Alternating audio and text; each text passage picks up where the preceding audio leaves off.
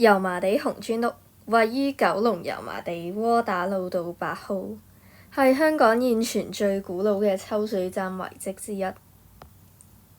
以其醒目嘅紅磚內牆同殖民地建築風格聞名，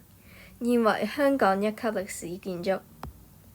呢個係油麻地紅磚屋舊時嘅樣，佢建於1895年，原為舊水務署嘅抽水站及工程師辦公室，負責供應食水至九龍半島。